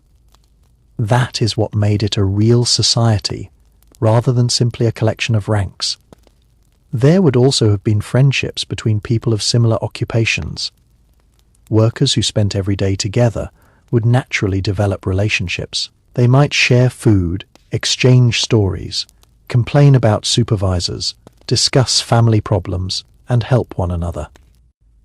A palace worker might know colleagues better than members of their own extended family. People working long hours together inevitably develop a culture of their own. They create jokes, they create nicknames, they create habits, they develop ways of helping each other, they learn who can be trusted. They know who works quickly and who works slowly. They know who complains constantly and who never says anything. None of this would appear in royal inscriptions. Yet it was probably part of daily life. The same human behaviors that exist in workplaces today would have existed inside the palace in their own. There may have been particularly skilled workers who were respected by everyone. There may have been supervisors who were feared. There may have been people who were always trying to avoid work. There may have been workers who arrived early every day. There may have been someone known for telling stories, someone known for singing, someone known for making excellent food, someone known for repairing anything. A workplace becomes a community through these small reputations. The palace was no different. There was also the issue of personal time. Not everyone inside the palace worked every hour of the day. People needed rest.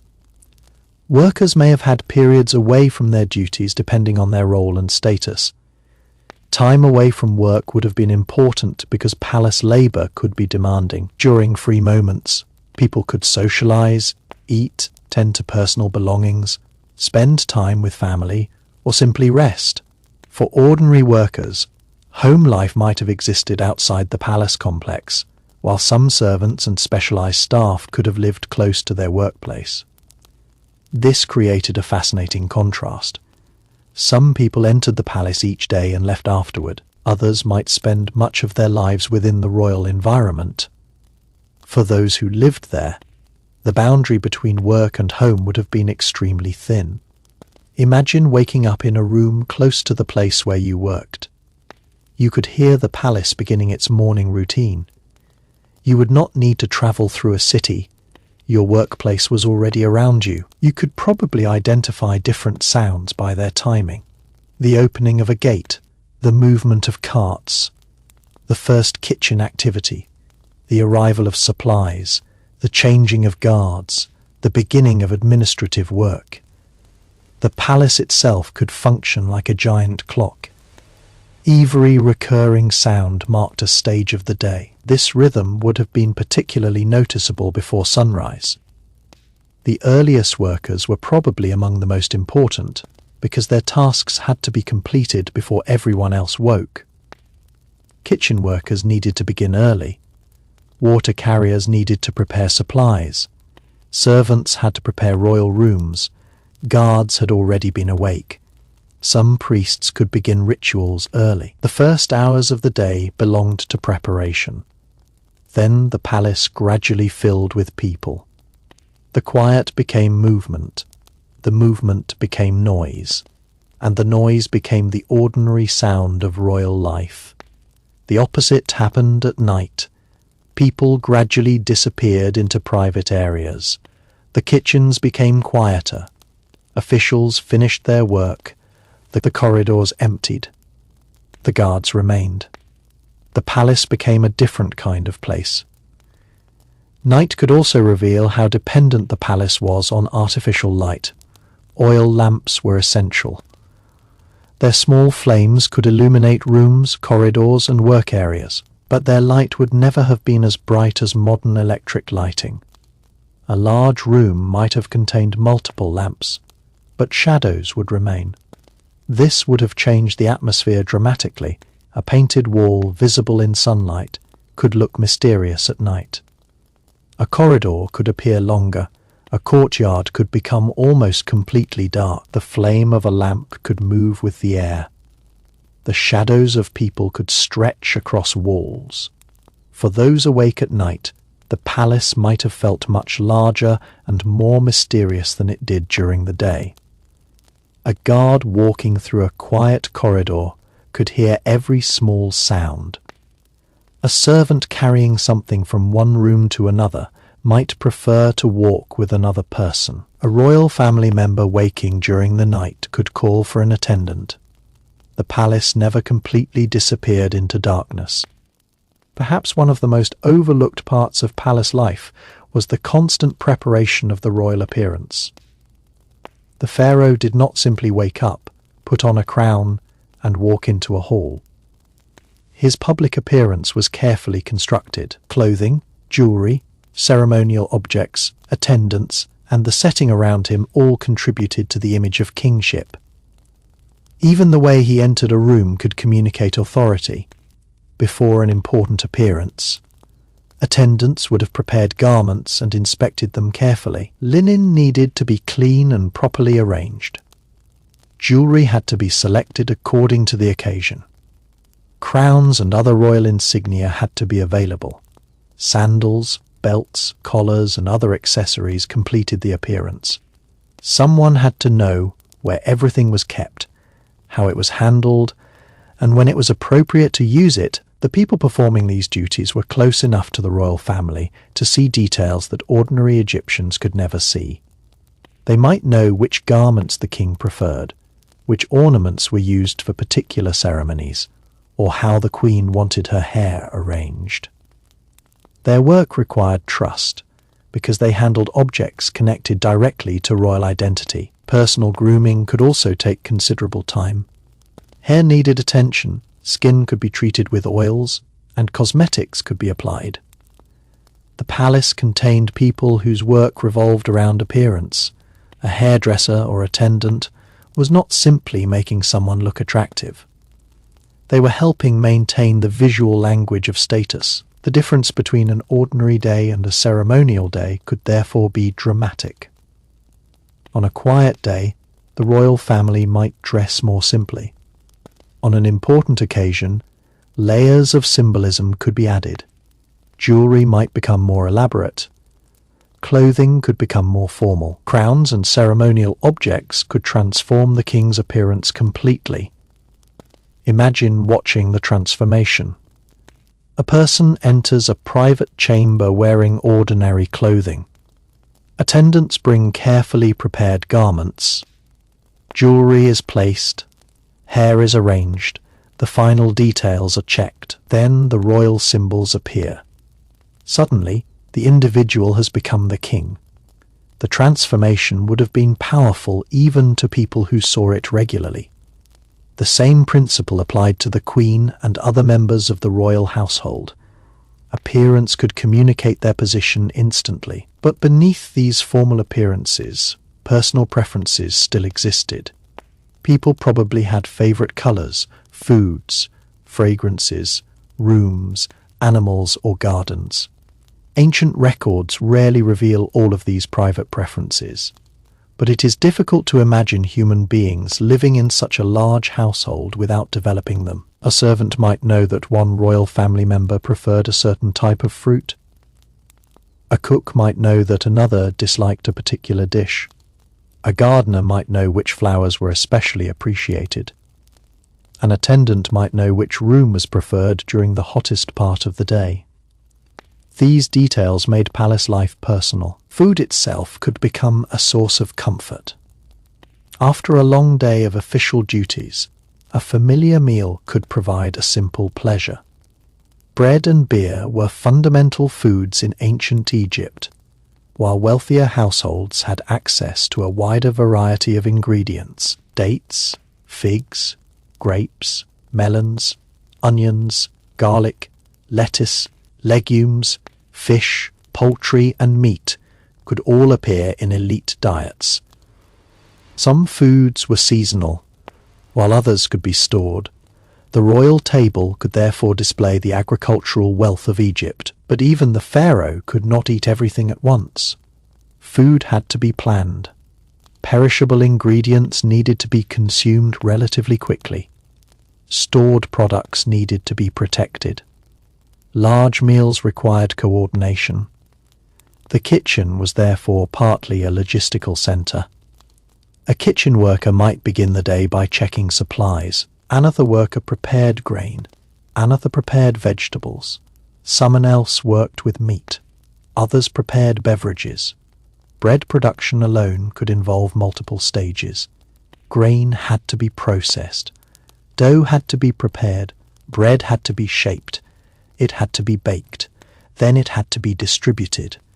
Beer production followed its own process. For a large household, these tasks happened repeatedly. The palace kitchen may have been one of the busiest places in the entire complex. The sounds there would have been distinctive: grinding, cutting, Firepots, voices, footsteps, the movement of baskets, the clatter of containers. The smell would have been equally distinctive. Fresh bread, smoke, roasted food, fermented beverages, herbs, garlic, onions, fruit, oil. The kitchen would have smelled completely different from the royal garden or ceremonial rooms, and yet the food produced there could eventually appear in the most formal spaces of the palace. This was another example of invisible labour becoming visible luxury. The banquet table looked elegant. The kitchen behind it was probably chaotic. The same contrast existed in clothing. A beautifully dressed royal figure looked effortless. Behind the appearance were spinners, weavers, dyers, washers, seam workers, attendants, and dressers. The palace's beauty was a collective achievement. No single person could create it. This becomes especially clear when considering large celebrations.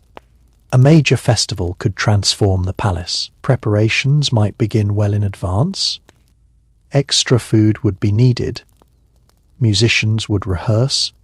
Decorations would be prepared, officials would coordinate, movement guards would be positioned, religious objects would be arranged, the royal family would prepare their clothing, visitors might arrive from outside for a few hours, perhaps an entire day.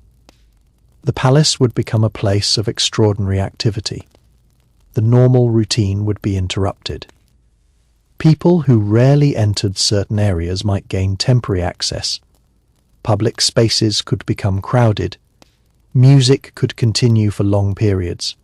Food and drink would move constantly. The atmosphere could be joyful, but it could also be exhausting for the workers.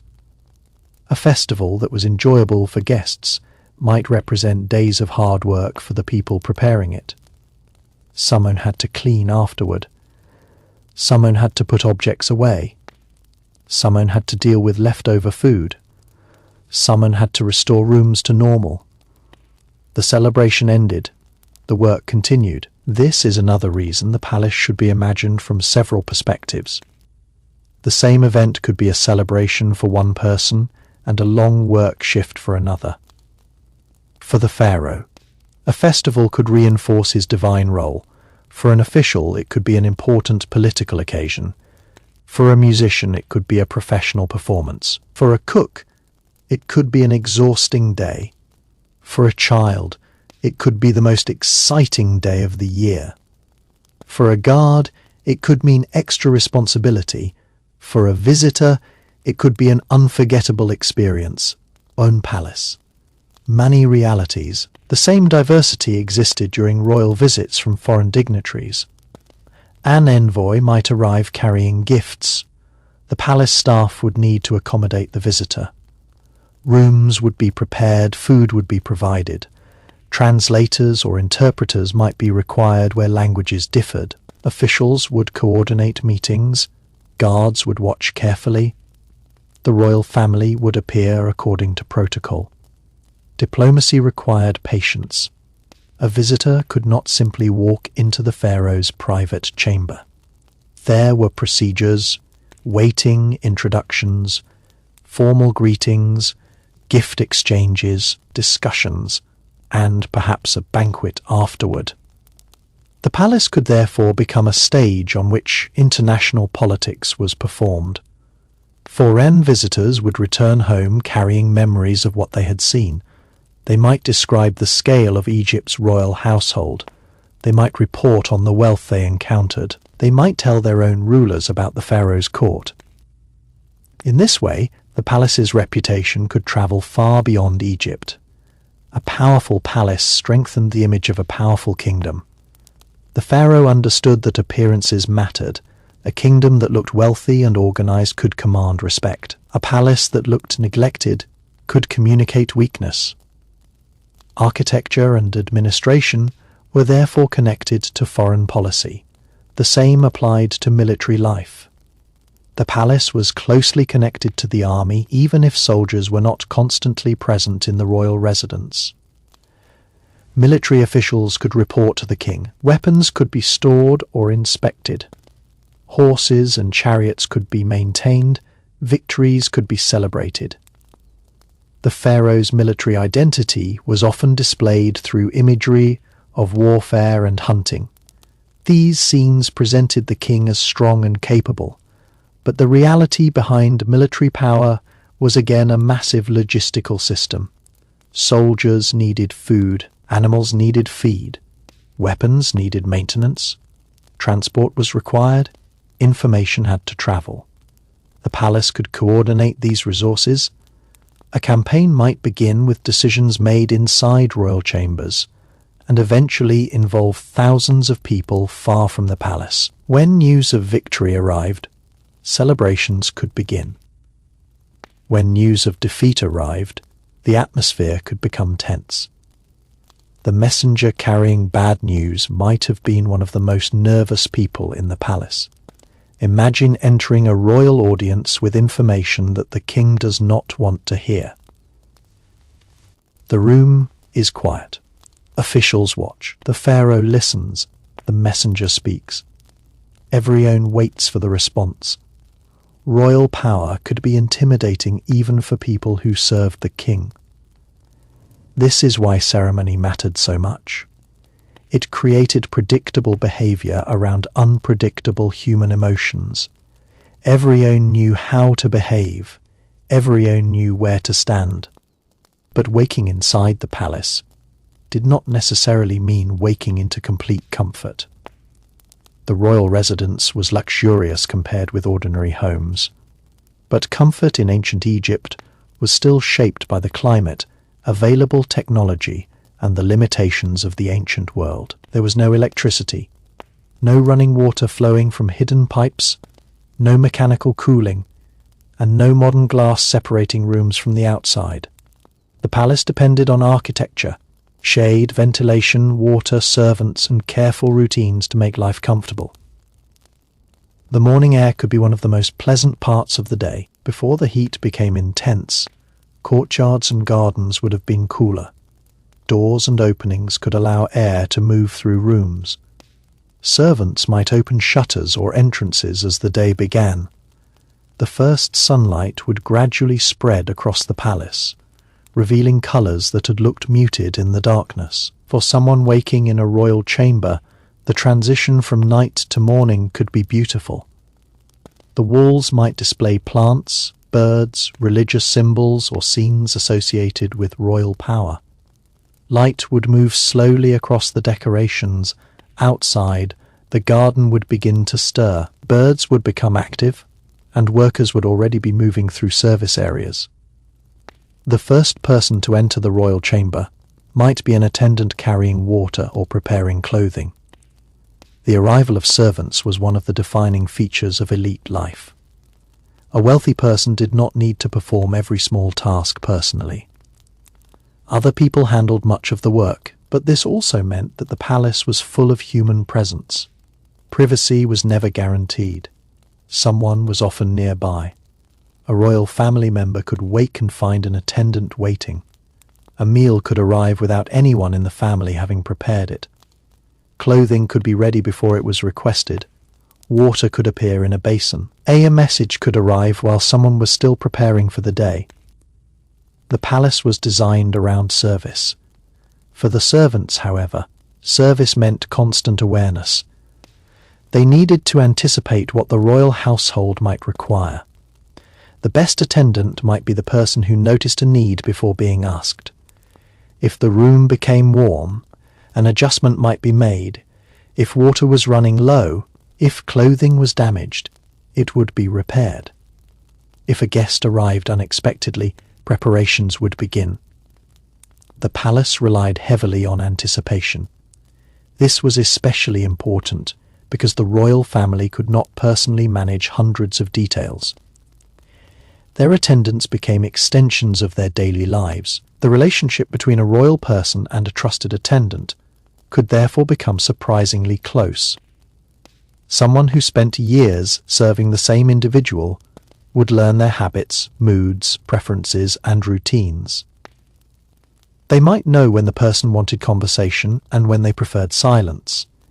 They could notice small changes that others missed. If the king was unusually quiet, an attendant might notice. If a queen was worried, someone close to her might understand. If a child was frightened, a familiar nurse could comfort them. The palace therefore contained relationships that were not simply official. Some were built through years of shared daily life.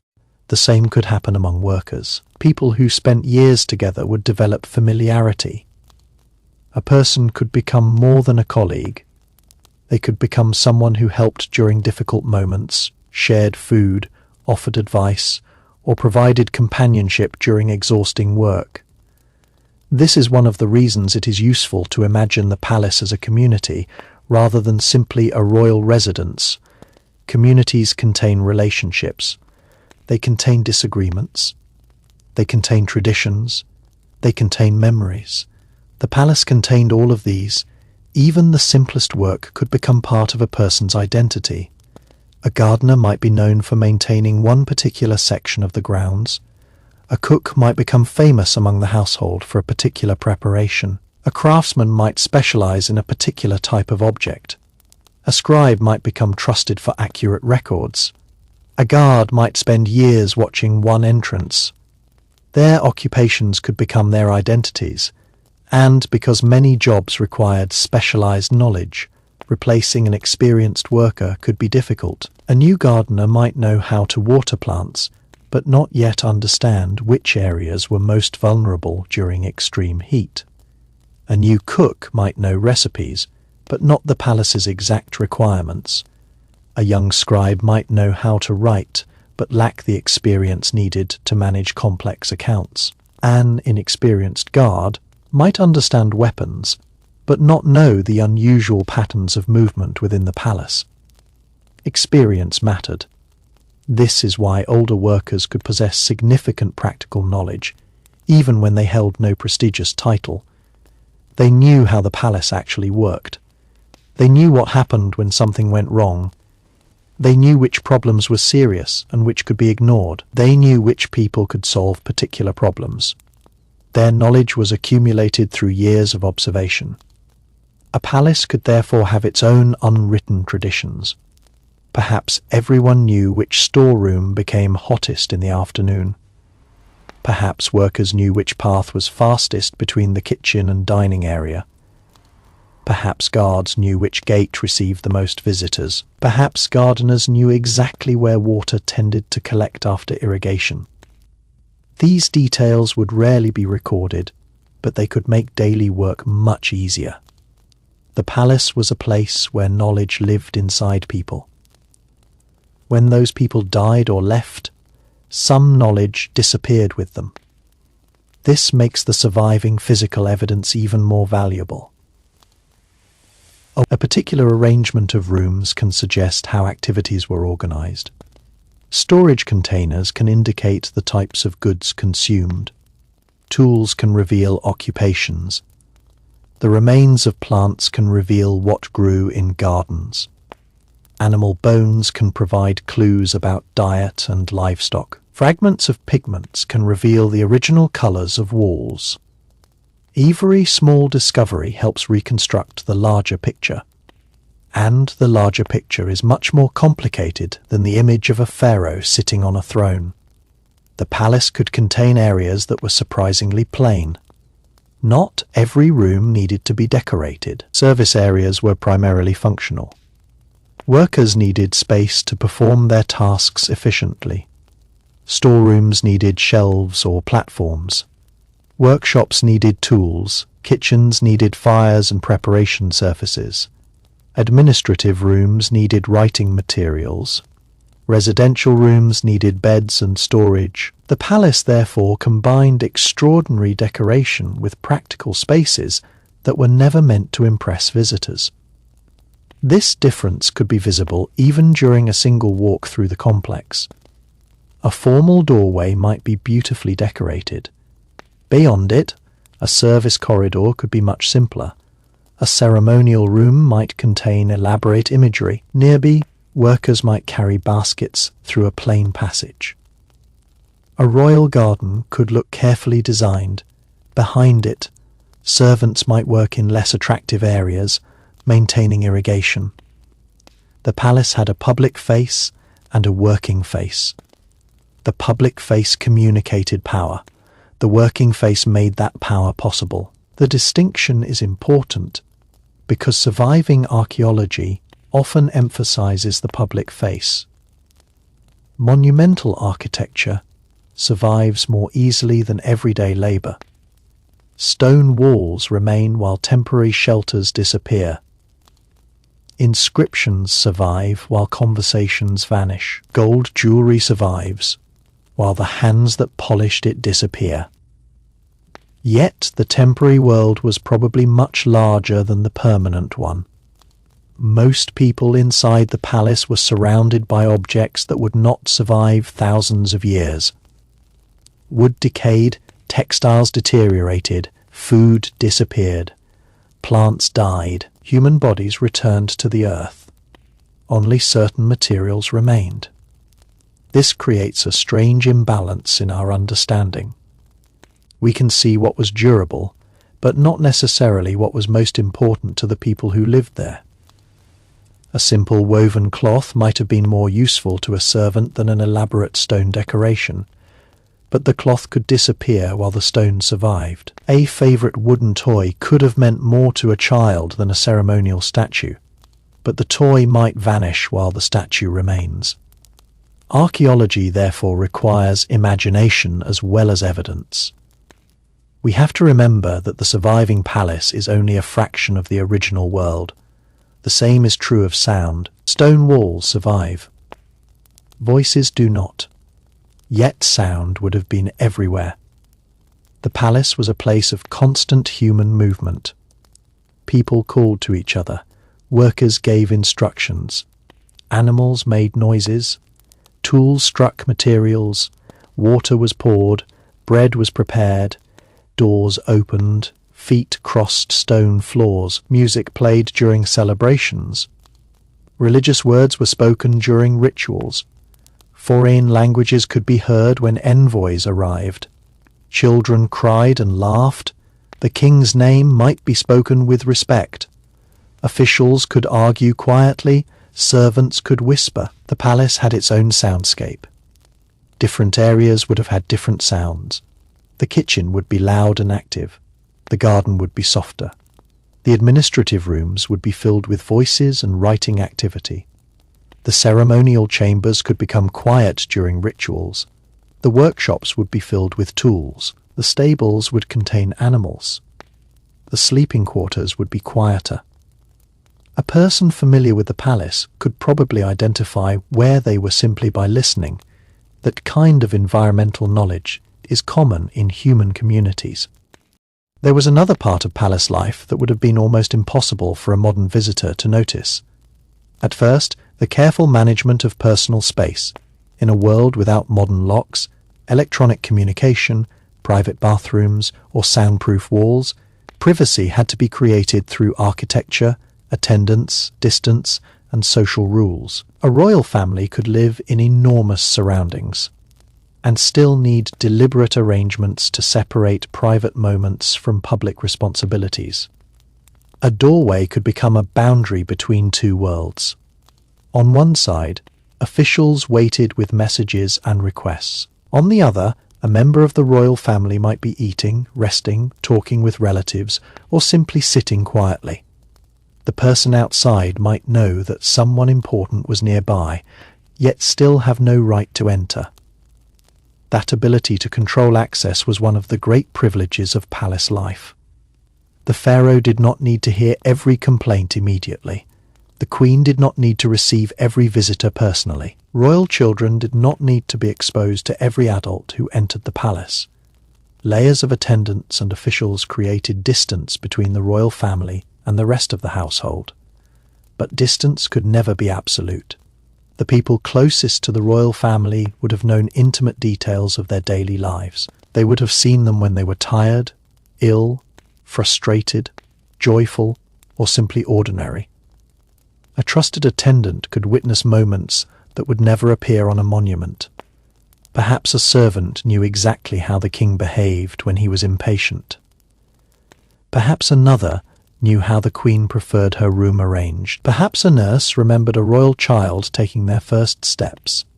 Perhaps an elderly attendant could remember the royal family from decades earlier. These people were silent witnesses to private history, and their silence could be valuable.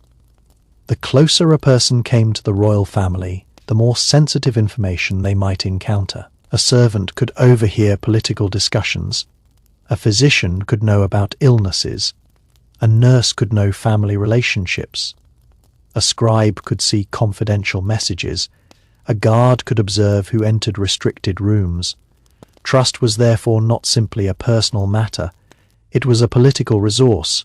The palace had to decide whom to trust. A person who proved loyal could rise in importance. A person who betrayed that trust could lose everything. This made reputation extremely important.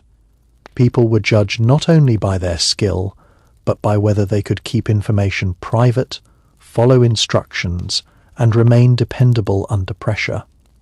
A royal household could not function if everyone constantly repeated what they had heard. The palace therefore had its own culture of discretion. Some conversations were never repeated. Some messages were delivered privately. Some decisions were made behind closed doors. Some visitors were kept waiting. The mystery surrounding the king was partly created by this controlled access. People outside the palace might know that the pharaoh was there without knowing what he was doing. They might see him during a procession but never witness his ordinary morning. They might hear about a royal decision without knowing the conversation that produced it. The distance itself increased the aura of kingship. This was especially important because the pharaoh had to appear extraordinary. He was not simply another wealthy person. His position was tied to the stability of the kingdom and the religious order of society. The palace reinforced that distinction at every level. The king's clothing was different, his surroundings were different, his food could be different, his attendants were different, his movements were controlled, his appearances were ceremonial. Even his resting spaces existed within an environment of status. But there must have been moments when the royal person disappeared behind the title. A father could forget politics while watching his children. A husband could sit beside his wife. A tired ruler could simply want to sleep. A person could become irritated by the heat. A person could laugh at something amusing. A person could become bored during a long ceremony.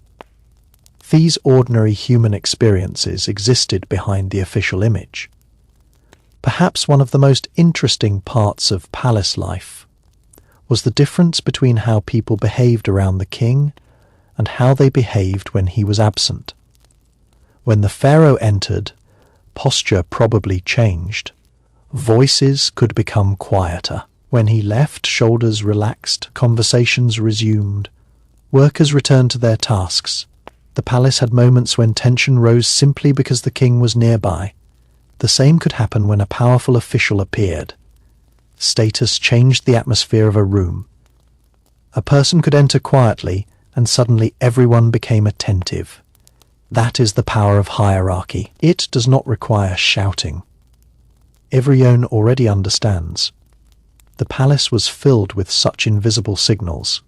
Clothing, position, movement, speech, distance, objects, titles. Each one communicated information. A person could probably tell a great deal about someone without speaking to them. Their clothing might reveal status. Their jewelry might reveal wealth. Their attendance might reveal importance. Their position in a ceremony might reveal rank. The number of people following them could communicate influence. The palace was therefore a place where appearances were constantly being interpreted. People watched one another. Officials watched officials. Servants watched officials. Visitors watched the royal household. The royal household watched visitors. Everyone had reasons to pay attention. This could make court life exhausting. A person had to be careful about how they behaved. An inappropriate gesture could be remembered. A poorly chosen comment could spread. A mistake during a ceremony could cause embarrassment. An official who wanted advancement had to understand the social environment. The palace rewarded people who understood its rules. It could punish those who misunderstood them. Yet there were also moments of complete informality. Workers gathered together after their duties. Family members could relax, children could play, musicians could entertain one another, craftsmen could discuss their work. Palace was not formal every minute of every day. People needed moments when they could simply be themselves. Those moments may be some of the hardest to reconstruct. Archaeology can tell us where a room was. It can tell us what objects were found. It can sometimes tell us what people ate. But it cannot easily tell us who sat beside whom and laughed after work. It cannot recover every joke. It cannot recover the sound of a child calling for a parent. It cannot tell us what a tired worker complained about at the end of a long day. Those moments are lost, yet they almost certainly existed. Human beings create informal culture wherever they live together. The palace was no exception. There would have been stories passed from worker to worker. Stories about former kings, stories about strange visitors, stories about mistakes made during ceremonies, stories about difficult supervisors, stories about talented craftsmen, stories about animals, stories about the Nile, stories about people who had risen from ordinary positions to become important officials. Some stories might have been true. Others might have grown larger with every retelling. A palace could therefore have its own oral history. People knew things because someone had told them. A young worker might hear about an older official who had served under a previous king. A new guard might hear stories about unusual incidents at the gates. An apprentice might hear how a famous craftsman learned his skill. These stories created a sense of continuity. They connected the present to the past. The palace did not need every memory to be written down. People carried memories inside themselves. But eventually those people died, and their memories disappeared. This is why the physical palace is only part of the story. The invisible palace was much larger. It existed in memories, habits, relationships, and knowledge. A worker knew which door to use. A cook knew how much food was needed. A guard knew who belonged. A scribe knew how to interpret a record. A nurse knew how to calm a child. A craftsman knew how to shape a material. That knowledge was the palace. Without it, the building was only walls. This is also why apprenticeships were so important. A skill could not simply be transferred by looking at a finished object. A young worker had to watch someone experienced. They needed to practice. They made mistakes. They were corrected. They practiced again. Eventually they developed confidence. The master then became the teacher. Knowledge moved from one generation to another. A royal workshop could therefore preserve techniques for decades. The palace might employ people who had inherited their professions from parents or relatives. A family could become known for a particular skill. Their reputation could become part of their social identity. The same could happen with administrative positions. Families with experience in writing or government could have advantages. Children who grew up around educated officials might learn the skills necessary to enter administration. This created a pathway into higher positions. Education could therefore shape a person's future. A young person who learned writing could potentially access opportunities unavailable to someone without that skill. The palace was consequently not only a workplace, it could also be a center of education.